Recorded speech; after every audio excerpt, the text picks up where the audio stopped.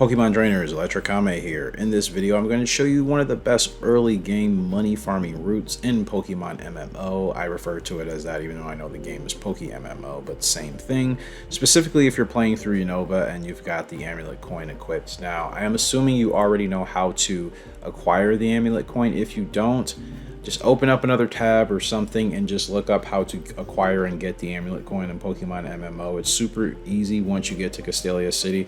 Do that, keep my tutorial open or copy the link or whatever you have to do. Just come back and I promise you the rest of this will make a lot more sense. So this route has several different methods and ways you can go about it. I'm just giving you, I think, a pretty time saving route if you want to go for speed with a little bit of sacrifice for a couple of minutes, I think, to get the most reward and a very quick reward for that 59-minute timer.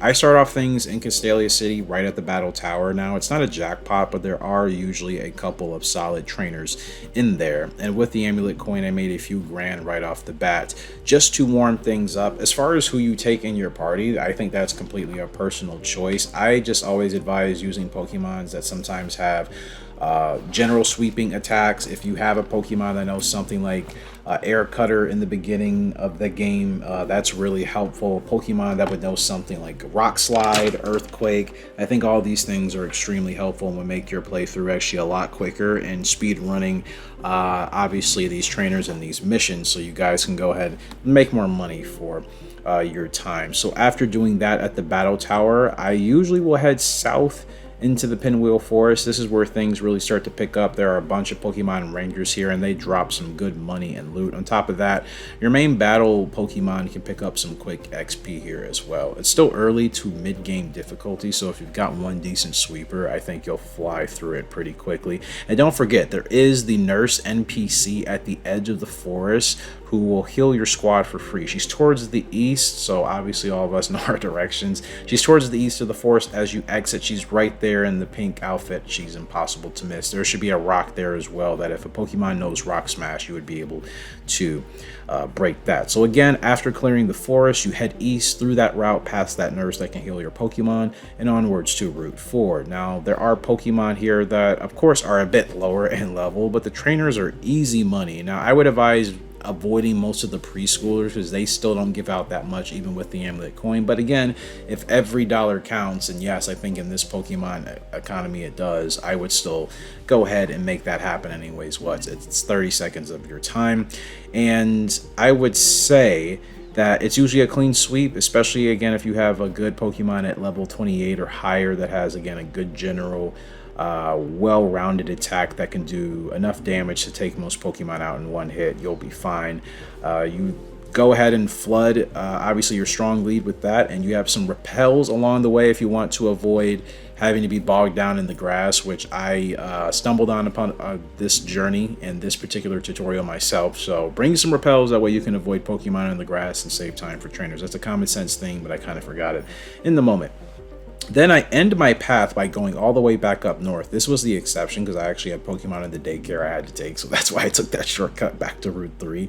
Normally I would go north, but in this case, like I said, I think either way is fine. It's just a matter of if you want quicker money faster in the first 60 minutes or later in the last 60 minutes. It's the same thing.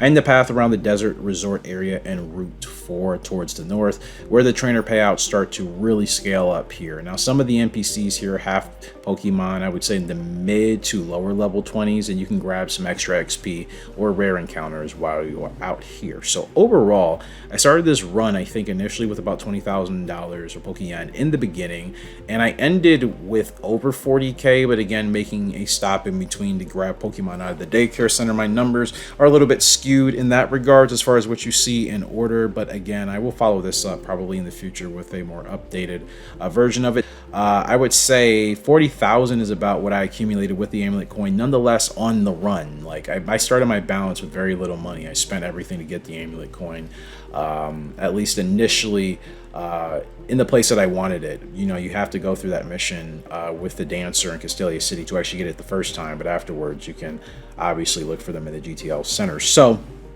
That's what I would go ahead and advise, because again, 40,000 is pretty easy, and this is just one route for early game. If you're not going to drop a chunk of money at the daycare center or anything like that along your route, you'll make more money. So I'm showing you like the low end of what you would actually make doing this route. And a quick tip, depending on the unlocks or whatever you have in your game at this time, again, you can really go in either direction. If you start in Castelia City, you can go obviously north to the desert, or if you start above Castelia in the desert, you can go south. Whatever you have unlocked, you can do that. But again, even without a bicycle for transportation, if you're sprinting, you can literally get from the desert to like Pinwheel Forest. I promise you, I timed it in less than 5 minutes just by sprinting. Now, yes, it's time that you may feel like I can't waste that time with my Amulet coin. Guys, just go ahead and save your money, and when you have time, go to the Global Trading Center. They're a little bit expensive in there. They are about 20k, but if you save up money and buy one, you're going to make everything you spent back like double or triple depending on how quick you are with your Pokemon runs. So it's totally worth spending 5 minutes to get from one place to another if it means you're going to make another 30,000 Pokeyen, right? You kind of got to think a little bit outside the box there, but I hope this helped. Drop a like if it did. And let me know what teams you're using as well. Who are your starters? Who are your favorite Pokemon to use on your money runs? It's something that I've really enjoyed about the game, playing it now for all my life, over 25 to 30 years approaching.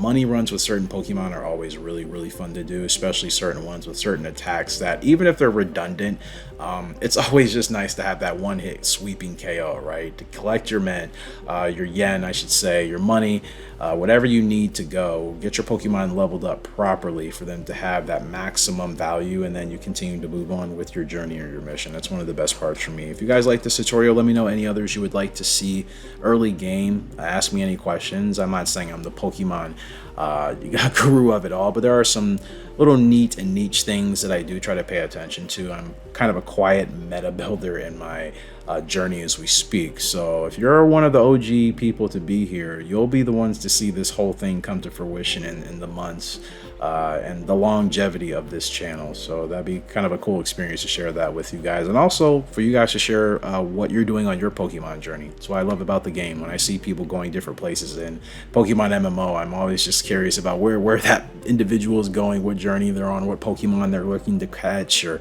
are they grinding? Are they doing, a money mission? Are they going for gym badges? Are they looking for something? Are they doing breeding? Like, Pokemon is still one of those games that has such a pull and such a gravitation for those type of things that many games to this day, modern and old, I still think do not quite, have that same itch and appeal for, which obviously is why Pokemon is still very popular, despite what anybody outside of the nature realm may think. So thank you guys for stopping by. We'll have more Pokemon content on the way. And yeah, looking forward to meeting and talking with you fellow trainers yourselves from all over the world. Take care. We'll see you next time. Let's Kame.